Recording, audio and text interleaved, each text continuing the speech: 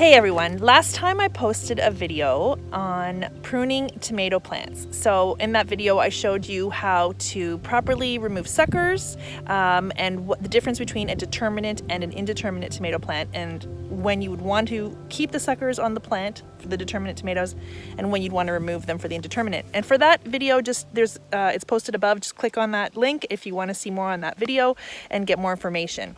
However, I want to do a follow-up video today on what to do once your tomatoes continue to grow and if you miss a sucker. So let's get started here. So here's this tomato plant.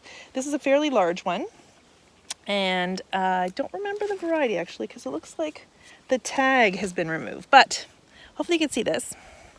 So here is, if you look over here, this is a pretty thick main vine right now here, and now you see another thick vine coming over here. So this one here, I missed. So you can see here, this would have been the joint. The leaf goes down, the main vine goes up, and then I've got this big fat vine right here.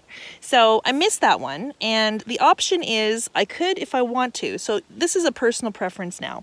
Because the plant has grown quite a bit and the vine that is like produced in that sucker joint has gotten really big, you can still remove it if you want to.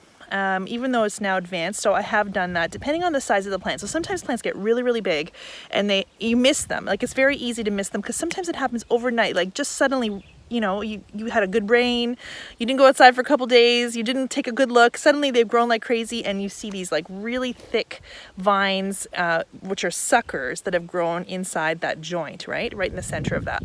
So two options: leave it, number one.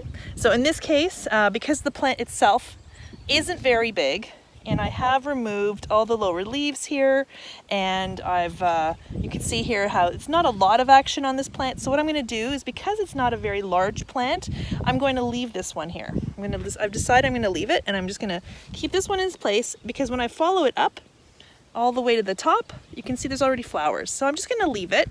There's no point removing that one. Now I have had other ones that have gotten really, really big, and I'm looking at one right now.